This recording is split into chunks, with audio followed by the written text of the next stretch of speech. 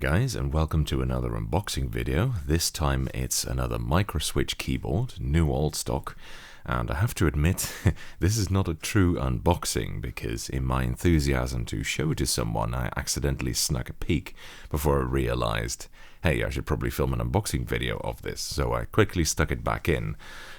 So the package has already been opened, but I didn't really get a good look at the keyboard and I didn't try the switches out, so at the very least it's still a first impressions video, if that makes sense. Right, so this keyboard should be really quite old.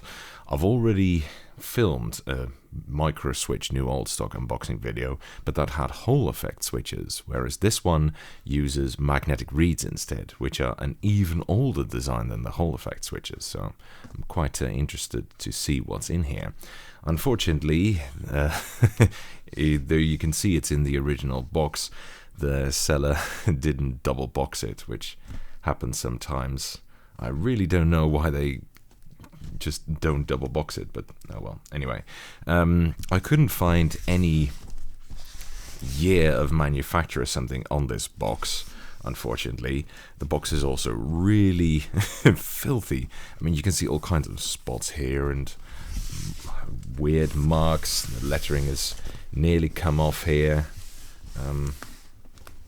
Yeah, this label doesn't look very good either, and there's this big smudge in this corner here. So yeah, so hopefully the keyboard inside is still in good condition. What I saw of it, it looked pretty decent, but we'll see. Oh yeah, and also continuing the tradition of slight alcoholism in these videos, here is a Golem for my enjoyment, and I'll put the recipe in the video as well.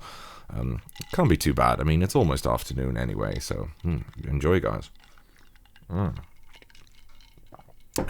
Right, let's get this piggy unpacked.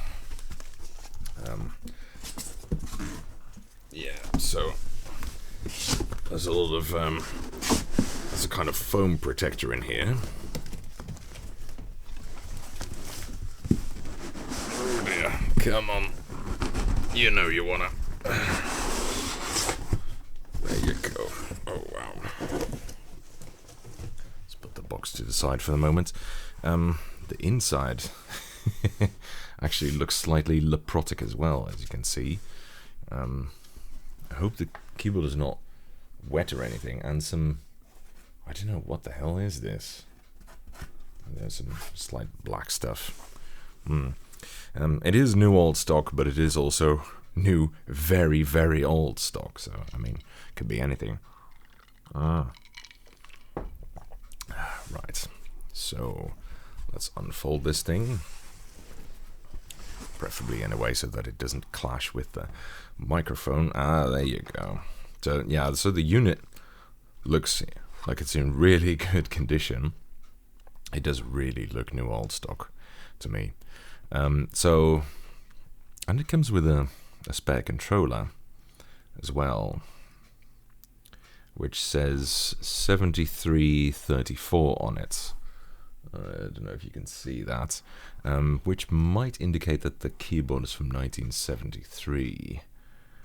And usually microswitch date their keyboards as well with black and white stickers, but I can't actually see that. It just has microswitch inside with the usual Freeport, Illinois location on it. I hope the camera picks that up.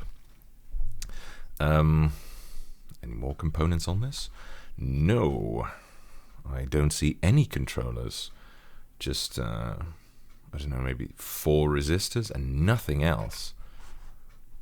Yeah, so lots of things to talk about here. So first of all, the keyboard is a drop-in replacement module, which is quite common for these old microswitch boards. Usually they were lowered into a standalone computer that had the keyboard integrated in it, and this appears to be an example of that. I have no idea what make or model it was, by the way. And second, it appears to be brainless, which means that it can't process its own signals. So here at the bottom is a huge pin readout, and on the other side is a very large connector, as you will, I guess this slotted into some kind of extremely long bus. And whatever computer this was connected to processed the signals for the keyboard. The keyboard itself had no idea what it was actually outputting. It's more or less just a switchboard and nothing else, which I think should make making a converter relatively easy, although I have no idea how to do that, but it would make sense. Also, these are simple open-close switches, so nothing like Hall effect or capacitive where you need variable outputs and that sort of stuff. It's just on-off switches.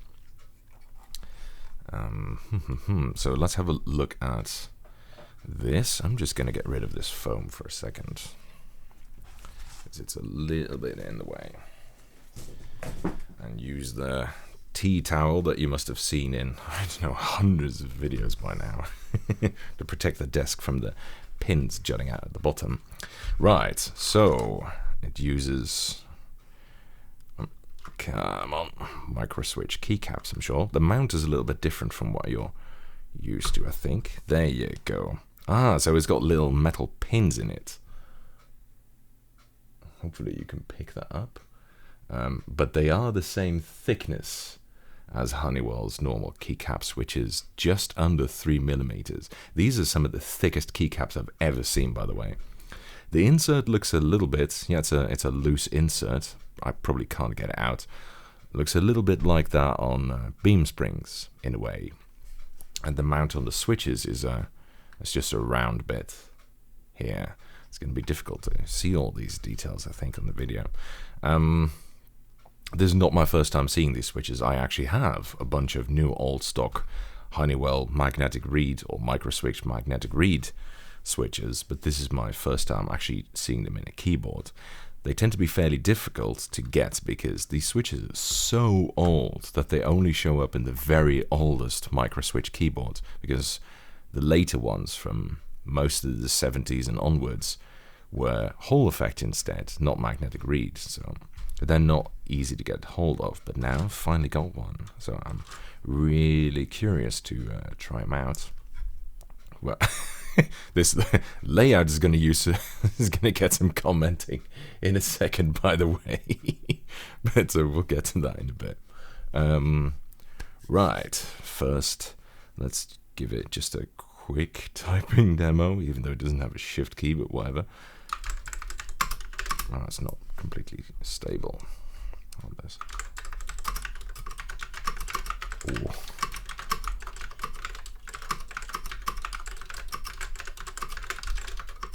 Oh, that is. So, they make a fair bit of noise. They are very clacky switches.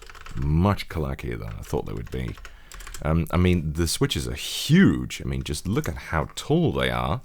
So, in a way, it doesn't surprise me. Their Hall effect switches are really tall as well. But that clack, man. That is nice. If you listen very closely, you can hear the magnetic reeds snap shut and open as well.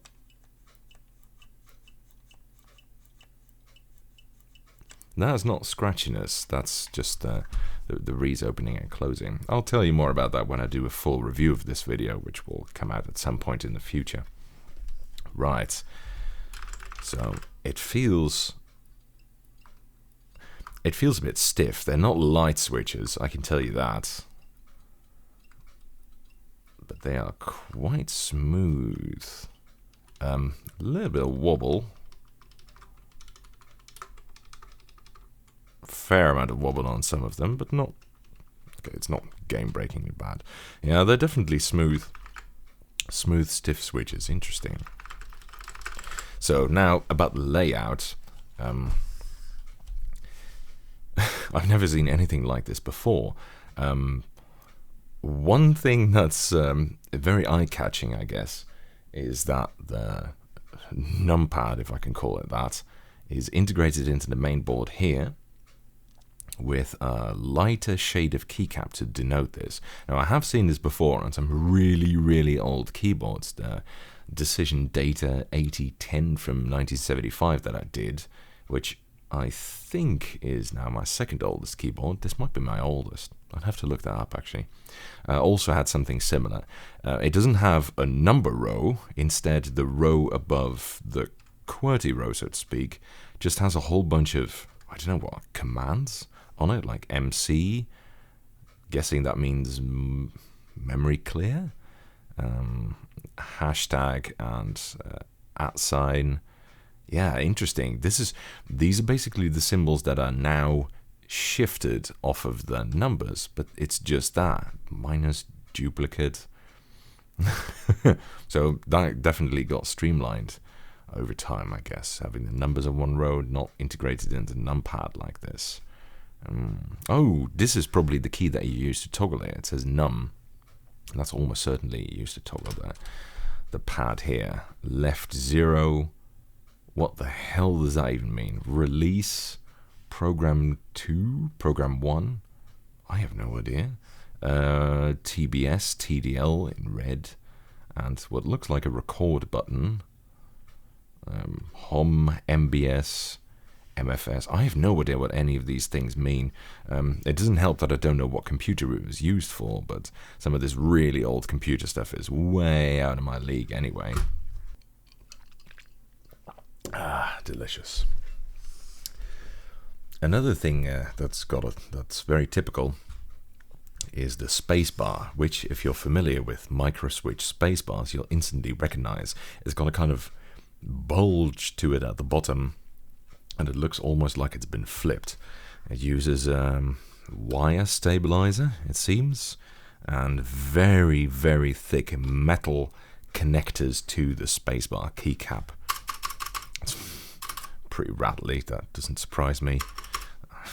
I probably have to shut that up with some lubricant.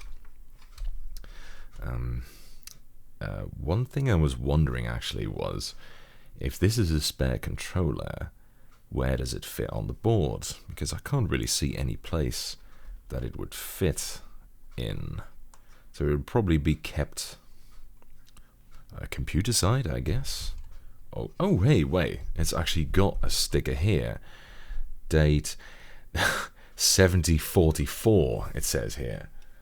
Wow, so it's from 1970. Fucking hell, then it's definitely my oldest board, I think.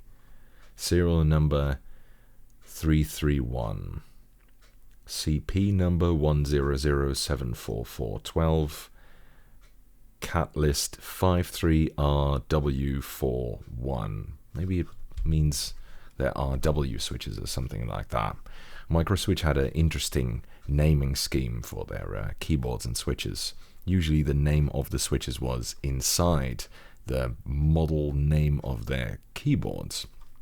I think that's how eventually people found out that they were called that. I hope you can pick that up. It's not great lighting, that. Probably out of focus as well, but oh well. Anyway, so wow, this really is an oldie. Yeah, I was already a bit surprised to think that in 1973 they were still using these, because I've only seen these on the very, very oldest of microswitch keyboards. So that is really cool though. Excellent. Very interesting keyboard. What else is there to pick up on this? Oh, wait, actually I can also look at the switches. They say 7A1MX17, and they also have a 7035 manufactured date, so it's definitely from 1970 then. 7A1M. I don't know. Could also be a name for these switches. I have no idea. Man, there's such a nice sound. I'm really looking forward to reviewing this. It's probably going to be difficult to actually convert this to USB myself, but I don't know. Maybe I can look it up, or maybe someone can help out. By the way, interesting thing about this looks like it's hand traced, so to speak. So the traces were done by hand, I think at least, which was not that uncommon for very old electronics. In which case I think they might even have been hand soldered as well. I don't know, maybe they were Maybe it was all machined, maybe I'm just imagining things, but I'd say it's not a bad chance of that happening. So yes, micro switch magnetic reeds. Finally got these. I had not expected to get these new old stock, and it wasn't even expensive. I was really lucky with this deal, so yeah. Oh. Delicious. So I think that about wraps it up for this video. I have no idea when I'll be able to cover this. Might be a while. Usually the boards that I buy myself tend to take a while, but I don't know, maybe I can sneak this one in at some point. Anyway, I hope you enjoyed this video, and see you guys next time. Bye guys.